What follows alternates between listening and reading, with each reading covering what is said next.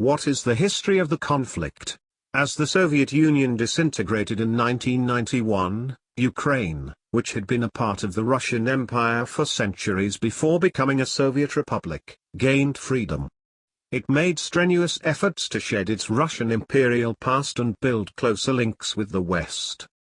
Viktor Yanukovych, a pro-Kremlin Ukrainian president, rejected an association agreement with the European Union in favor of deeper ties with Moscow, sparking huge protests and his removal from power in 2014. Russia retaliated by annexed Ukraine's Crimean Peninsula and backed a separatist rebellion in Ukraine's east. Russia has been accused by Ukraine and the West of sending troops and weaponry to support the rebels. Moscow refuted this, claiming that the Russians who sided with the rebels did so voluntarily. More than 14,000 people have died in the violence that has ravaged Donbas, Ukraine's eastern industrial heartland, according to Kyiv. Moscow, for its part, has slammed the US and its NATO partners for arming Ukraine and staging joint drills, claiming that such actions encourage Ukrainian hawks to try to retake rebel-held territory by force. Furthermore, Russian President Vladimir Putin has frequently stated that Ukraine's desire to join NATO is a red line, and has expressed alarm about NATO nations' ambitions to establish military training centers in Ukraine. He claims that this will give them a military footprint in the region even if Ukraine does not join NATO. What is Russia's goal? It's more about Russia's dissatisfaction. Russia has stated that it does not want Ukraine to join NATO in a list of security demands provided to the US in December. Any NATO drills near Russia's border were to be halted, according to the requests. NATO's presence in Eastern Europe should likewise be reduced. Putin stated in December that Russia was looking for assurances that would rule out any future NATO movements eastward and the deployment of military systems that threaten us in close proximity to Russian territory. The West has criticized several of these ultimatums as non-starters.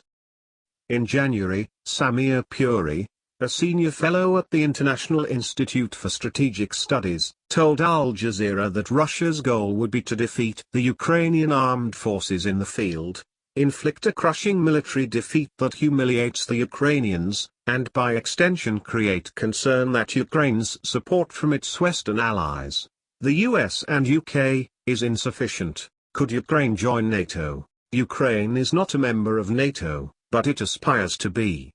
It is regarded as an alliance partner. The admittance of Ukraine to the alliance would require the unanimous agreement of the coalition's 30 members. According to NATO, Kyiv must eliminate scourges such as corruption before being considered for membership. Russian attempts to revoke a 2008 guarantee to Ukraine that the country will one day become a member were rebuffed by NATO Secretary-General Jens Stoltenberg in December. According to analysts, NATO countries, particularly the United States, are hesitant to increase their military footprint in the region because it would jeopardize their relationship with Moscow. While U.S. Secretary of State Antony Blinken has expressed support for Ukraine's NATO membership, President Joe Biden has been more evasive on the subject. How did the invasion break out? Shelling in the Donbas region has increased since Monday, when Putin recognized the two breakaway regions of Donetsk and Luhansk as autonomous and authorized the deployment of peacekeepers, a move condemned by the West as the beginning of an invasion. Separatists appealed to Moscow on Wednesday for assistance in stopping purported Ukrainian aggression, which the US condemned as Russian propaganda. On Thursday, Russia started a full-scale invasion, just hours after Putin said that he had authorized military action to defend Russia against threats emerging from Ukraine. As Ukraine reported columns of troops streaming across its borders into the eastern Chernihiv, Kharkiv, and Luhansk regions, and landing by water at the ports of Odessa and Mariupol in the south, Russian missiles attacked various Ukrainian cities, including Kyiv.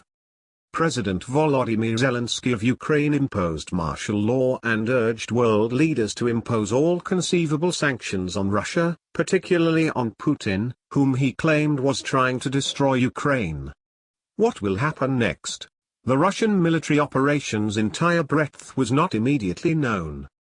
Zelensky urged all residents who are willing to protect Ukraine against Russian soldiers to come forward, stressing that Kyiv will provide guns to anyone who requests them. According to the US, a Russian strike on Kyiv may result in up to 50,000 civilian deaths, as well as the deaths of thousands of Ukrainian and Russian soldiers. Hundreds of thousands of Ukrainians may flee an attack, and European countries have been preparing for this possibility. President Biden, who has ruled out sending US troops to Ukraine, said Putin has chosen a deliberate war with catastrophic loss of life and human suffering.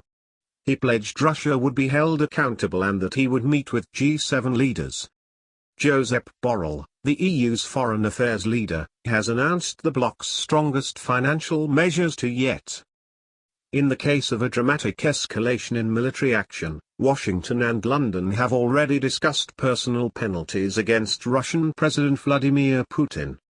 Cutting Russia out of the SWIFT banking system, which transfers money from bank to bank throughout the world, would be one of the most difficult financial acts they could do, causing immediate and long-term economic damage to Russia. Russia might be cut off from most international financial activities as a result of the move, including overseas revenues from oil and gas production, which account for more than 40% of the country's revenue. If Putin invades Ukraine, the US also has one of the most potent financial weapons against him, restricting Russia's access to the US currency. The currency continues to rule in global financial transactions, with trillions of dollars changing hands every day.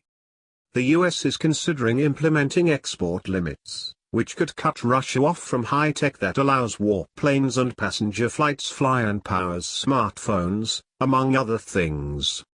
Russia has a war chest of about $600 billion in foreign exchange reserves and gold, which it can deploy to support the currency and cushion the impact of sanctions.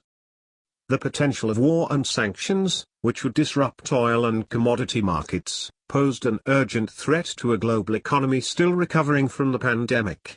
Stocks and bond yields fell sharply, while the dollar and gold soared. For the first time since 2014, Brent oil surpassed $100 a barrel,